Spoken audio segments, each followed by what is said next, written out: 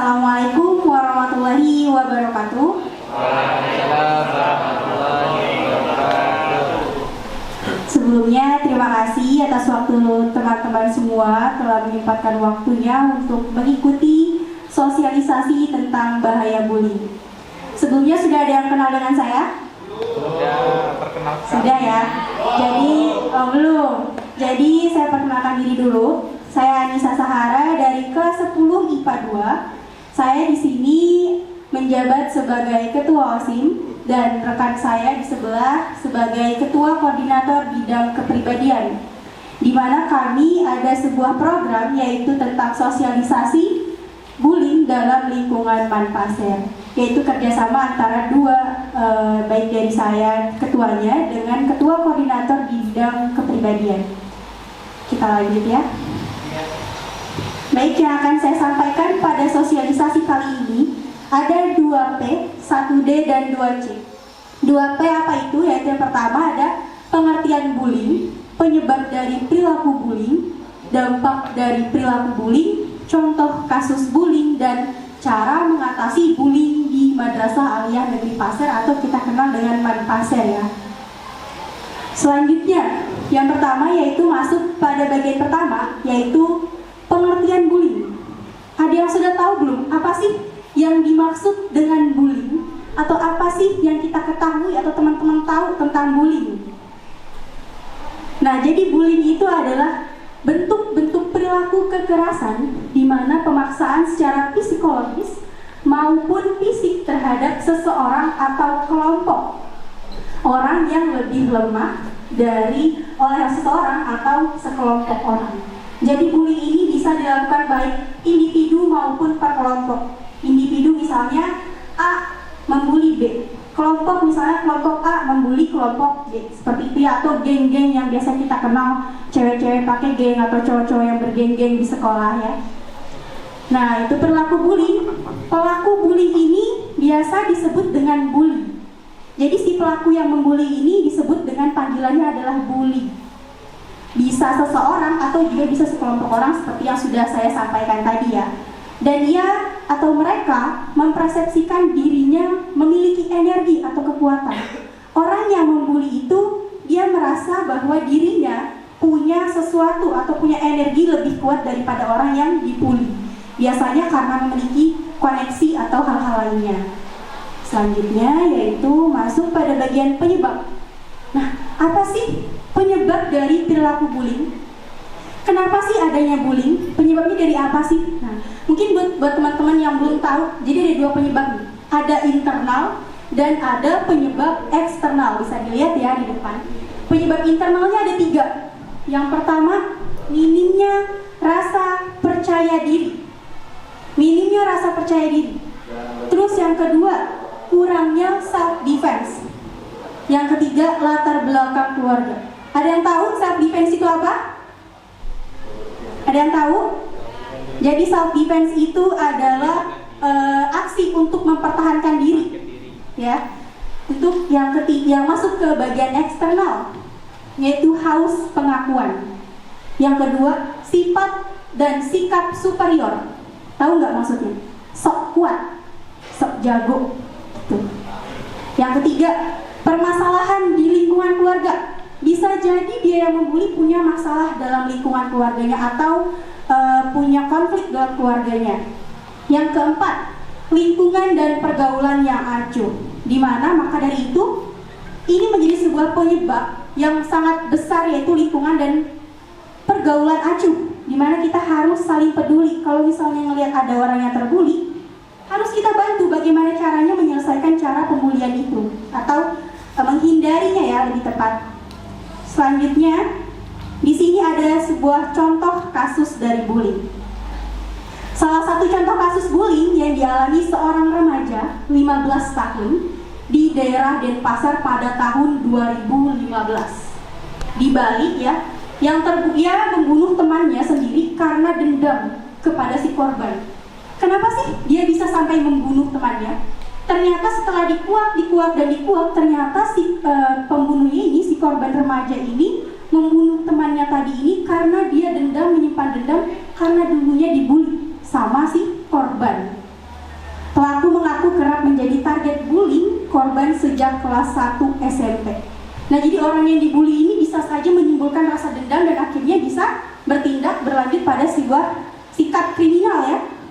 Selanjutnya yaitu akibat perbuatannya, pelaku yang masih di bawah umur ini dijerat dengan pasal 80 ayat 3 Undang-Undang Nomor 35 Tahun 2014 tentang perlindungan anak serta KUHP pasal 340, 338 dan 351. Pembunuhan sadis yang dilakukan remaja berinisial JS ini yang berusia 15 tahun ini terhadap teman bermainnya sendiri yang bernama Agus Suryawan yang berusia 16 tahun.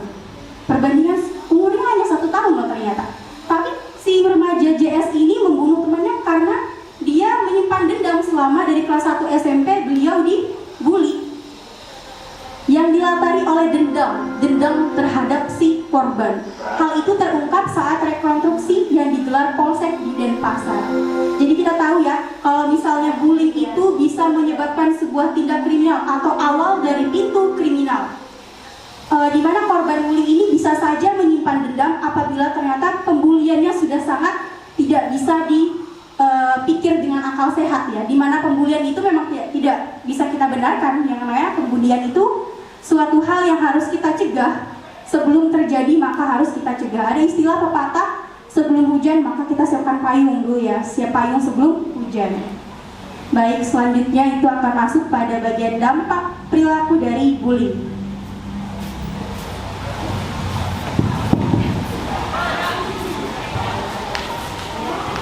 Baik, Assalamualaikum warahmatullahi wabarakatuh.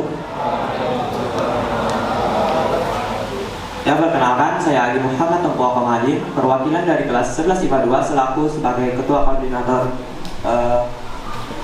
bagian OSIM, ingin menjelaskan bagian dampak dari perilaku bullying.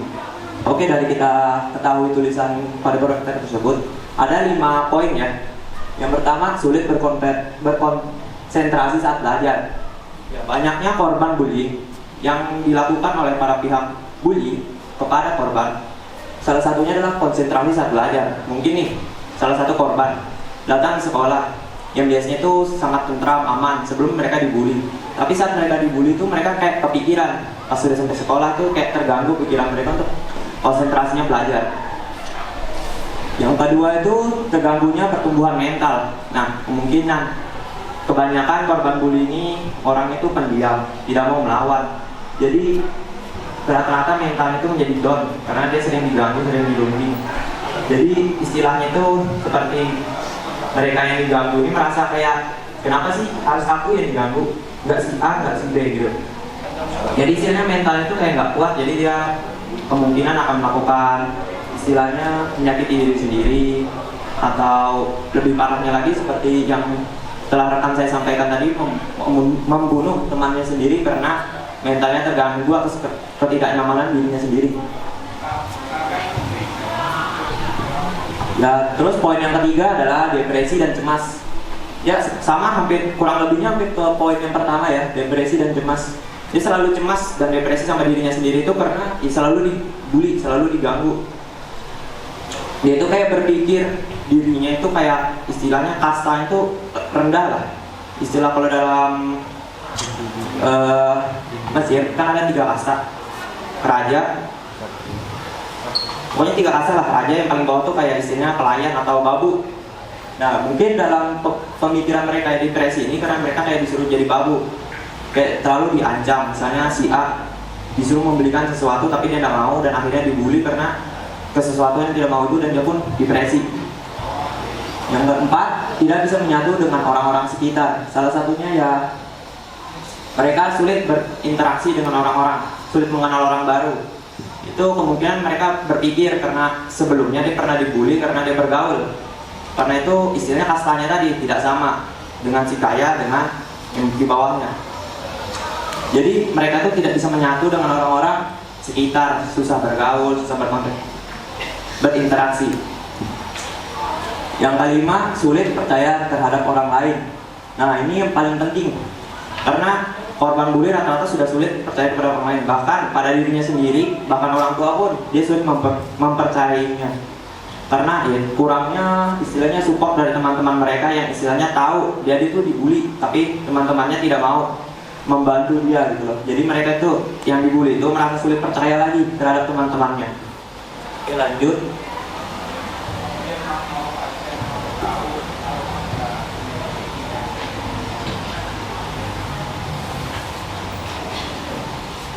Ya, yang ini poin ini adalah cara melawan perilaku bullying. Di cara melawan ini ada dua tahap ya, mencegah dan mengatasi. Yang pertama adalah mencegah. Yang pertama, memiliki perform atau self confidence itu adalah seperti contohnya kepercayaan diri. Misalnya nih, dibully, kita harus percaya karena istilahnya harus show up lah gitu loh. Jangan mau dibully terus, jangan mau diinjak. Kita harus melawan. Walaupun misalnya kita dibawa berkelahi, tapi kita harus tetap melawan. Jadi istilahnya si pembuli ini jadi kayak malas dari membuli kita karena kita sudah melawan gitu kan. Jadi mencari korban yang lebih lemah daripada dia. Dan itu terus berani menyuarakan dan melawan potensi bullying ini ya kurang lebih kayak poin nomor 1 yang setelah saya sampaikan tadi. Berani, harusnya intinya harus berani. Mau kita dibully bagaimanapun, berkelompok atau tidak berkelompok, kita harus berani untuk menyuarakan suara kita supaya potensi bullying itu turun. Jadi istilahnya mereka tuh tidak lagi ganggu kita, walaupun ada tapi tidak sesering dulu. Yang ketiga, peduli atau tidak acuh ya. Tapi sebenarnya poin yang penting di sini adalah peduli. Jadi kita itu harus peduli. Misalnya ada seseorang teman kita yang dibully, kita harus menolong mereka. Jangan kita diamkan, jangan kita tidak acuh gitu. Jadi kita harus berani menolong. Apapun konsekuensinya, istilahnya orang yang kita tolong itu tidak terpuruk gitu loh, tidak jatuh mentalnya. Dia itu akan tetap semangat dalam bersekolah, tidak melakukan hal-hal yang lebih buruk gitu.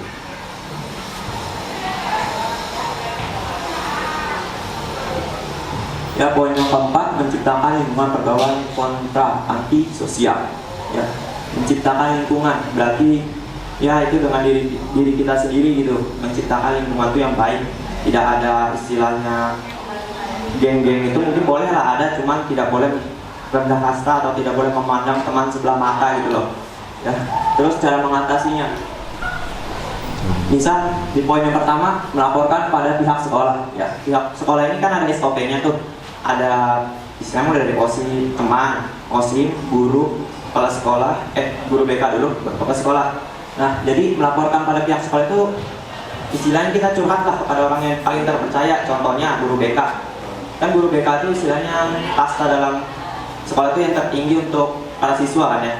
Nah, jadi kita bisa melaporkan tuh masalah-masalah kita secara pribadi, sosialisasi pada mereka itu gara-gara apa kita bisa dibully, kenapa kita bisa dibully, bahkan kita sudah melawan pun kita masih dibully itu kenapa. Jadi kita bisa melaporkan pada pihak sekolah agar pihak sekolah ini memberikan tahap lebih lanjut gitu kepada seorang bullying ini. Yang kedua, menyediakan kontak pengaduan atau responsif. Ya, ini kemungkinan lebihnya tuh kepada kami ya, menyediakan kontak pengaduan. Mungkin kalian yang sudah merasa lama dibully atau gimana gitu terhadap kehidupan sekolah bisa menghubungi kami, ataupun mau langsung ke guru BK juga bisa, agar istilahnya kasus bully di sekolah itu lebih kecil lah. Jadi istilah pergaulan sesama itu lebih enak, tidak ada memandang sebelah mata lagi. Yang ketiga, merehabilitas bis korban ya. Itu istilahnya kita terhadap korban yang sudah sering membuli. Itu pikiran itu semakin lama dia membuli semakin amatir. Istilahnya dia awalnya mulai dari coba-coba. Ya, kemungkinan dari coba-coba itu lebih parah. Yang awalnya sendiri dia bully orang, tiba-tiba membawa teman. Nah, itu kita harus istilahnya kita harus membawa dia ke rehabilitasi. Ya adalah bisnis korban. Ya, kemungkinan itu bisa lebih parah. Mungkin dia kemungkinan besar nih yang awalnya ini pintar nih, tiba-tiba ikut pergaulan temannya membuli teman. Nah, otomatis kepintaran itu ya terbagi dua, pintar dalam membuli, pintar dalam hal bidang pelajaran maupun tidak. Jadi kayak istilahnya dia pintar tapi salah digunakan. Jadi kita harus merehabilitasi bisnisnya itu. Siapa tahu nanti dia besarnya kemungkinan bisa menjadi preman pasar. Itu kecilnya, atau bisa lebih parah lagi menjadi anggota gangster, mafia. Itu lebih parah kan? Supaya mengurangi minimalisir lah. Ya, yang keempat, sanksi tegas bagi pelaku bullying tanpa kompromi. Sanksi tegas ini kemungkinan ya antara tidak masuk sekolah selama 2 minggu atau langsung dikeluarkan, itu sanksi tegas, atau bisa ke pihak kepolisian. Itu sanksi tegas tuh, tanpa ada bagian kompromi. Next. Ya, poin terakhir adalah problem solving manfaat terhadap pelaku bullying. Pertama, sosialisasi pemahaman perundungan di lingkungan sekolah. Jadi kemungkinan ke depannya mungkin kami akan selalu sosialisasi untuk pemahaman perundungan di lingkungan sekolah. Ya, itu mungkin untuk meminimalisir lah terjadinya perilaku bullying ya.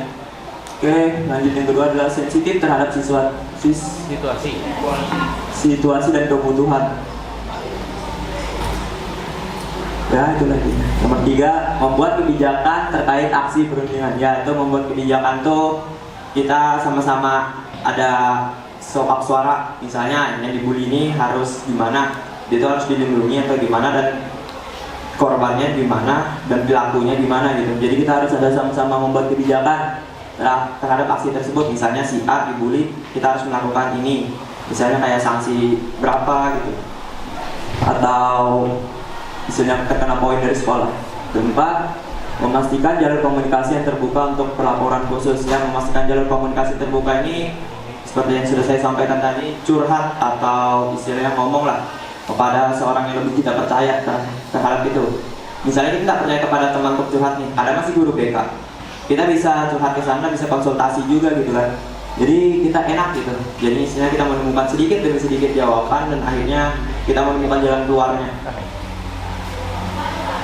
Yang kelima, poin terakhir adalah memberi bantuan dan dukungan pada korban bullying. Ya, ini kemungkinan poin nomor 5 ini sangat minim gitu ya.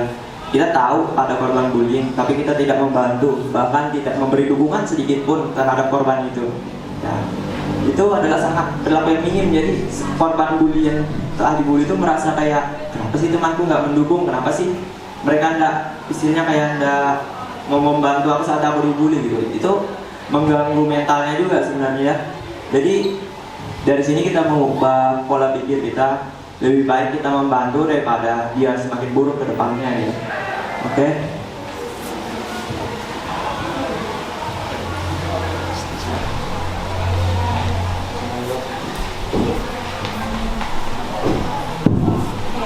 Saya masih sedikit mau nanya nih, kok kayaknya pada lesu?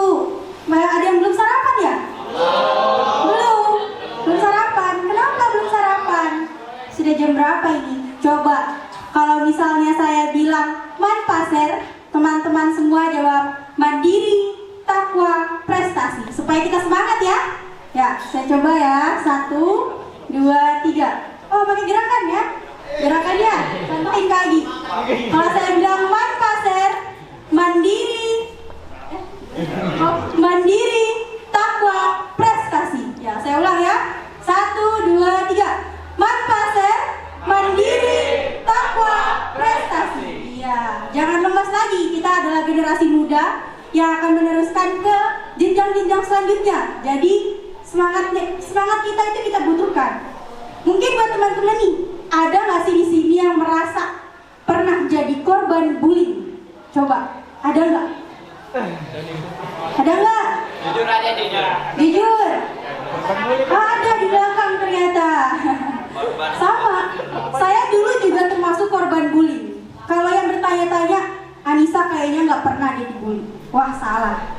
Saya mulai dari kelas 2 SD sampai kelas 1 SMP itu adalah korban bullying. Sampai ditarik jilbab, sampai yang lain-lain itu saya sudah ngalamin semua. Dimana kenapa saya bisa berdiri di hadapan teman-teman semua sampai seberani ini? Apa coba yang bisa membuat saya seberani itu? Ya, dukungan dari orang tua. Mungkin buat teman-teman nih, kenapa bertanya, Anissa kayaknya nggak pernah yang namanya dibully? Pernah. Saya menjadi sebuah korban bullying itu bukan cuma setahun 2 tahun.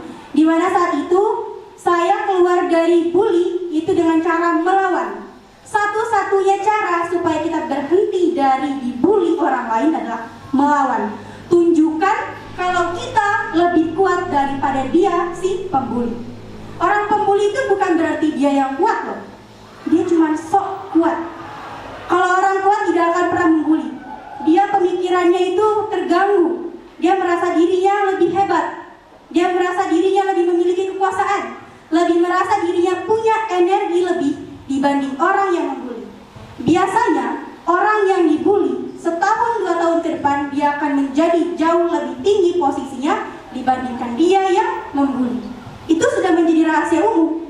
Bagaimana caranya untuk keluar dari bully? Tunjukkan kalau kita mampu. Tunjukkan kalau kita bisa. Itu cara yang paling ampuh.